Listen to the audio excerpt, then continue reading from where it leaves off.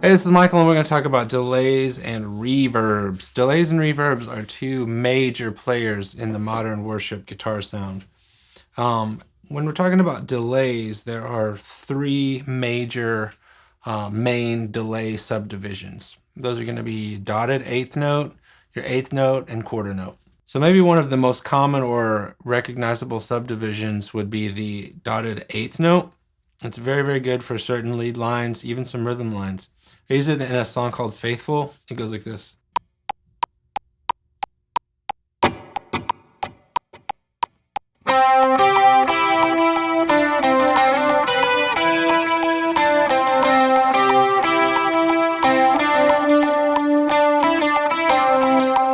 Kind of gives it a bouncy feel. It's also great for the rhythms.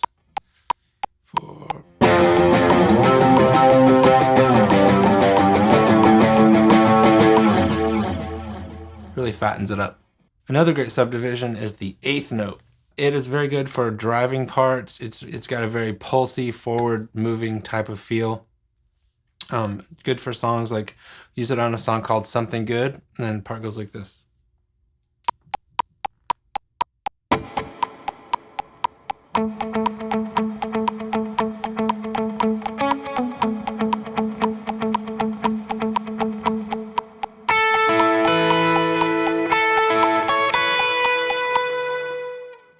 So the last subdivision we're going to talk about is the quarter note.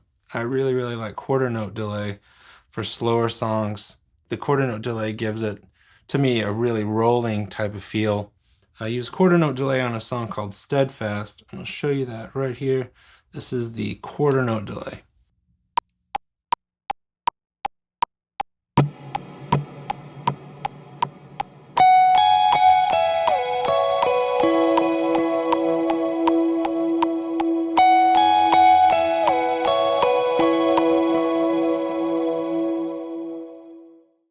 Okay, so we're going to talk about verbs now.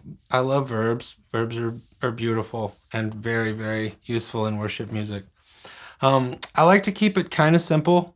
I like to stick between like two main types of verbs. One's going to be like a shorter, light room type verb or hall for gainier parts or really driving sections, and a bigger, more lush, swimmy verb for clean lines, picking lines, really smooth, beautiful parts, flowing, stuff like that. First one I'll give you an example of is the shorter room verb. I use that on a song called Open the Heavens, and I'll show you now without the verb, the part, no verb, no delay, just dry part goes like this.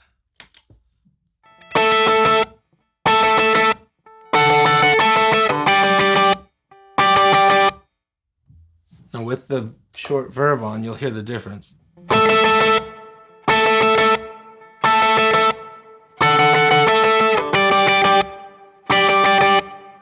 So you can see it adds like some depth and some energy to the sound. Really, really, really useful tool. For the swimmier verb, I like to use a really long, a lot of decay. Not too much mix, but a lot of decay. And decay just means like the length of the verb, how long the verb trails off. I use that on a song, a lot of songs actually, but one in particular is the second, it's like the pre-chorus, I guess, to a song called How Glorious, where there's a line. I'll show you how the line goes without the verb. You'll hear it's pretty dry. Just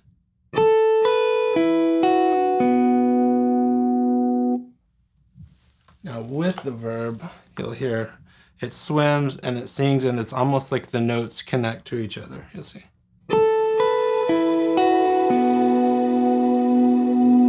It's almost like a little choir or something singing in the background. I really, really like that. With verbs, particularly long, swimmy, wet verbs, it's important to really, really pay attention to the mix knob. The mix knob is the amount of verb that you're getting. For instance, if you turn the verb up, you turn the mix knob up, and it's way too much, it can get... It just kind of can get out of control. That's not really optimal unless you're actually going for that part. There are a lot of sounds that are really, really, really verb heavy on purpose to achieve an effect. One is like this. If you listen to the without the verb,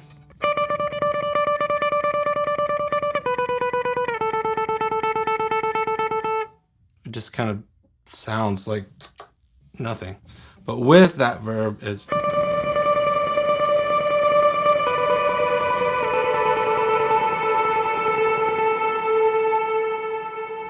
So that's a really useful tool to have. But again, that verb with like just regular guitar parts, and it's just way, way, way too much. So you want to be really, really, really purposeful if you're using a delay or a reverb in that way. So yeah, it's really important to like use your ears, pay attention to every aspect of the guitar, the amp, the reverbs, delays, to really find that sweet spot and get the mix, get the effects sitting in a really nice spot to have them working optimally together.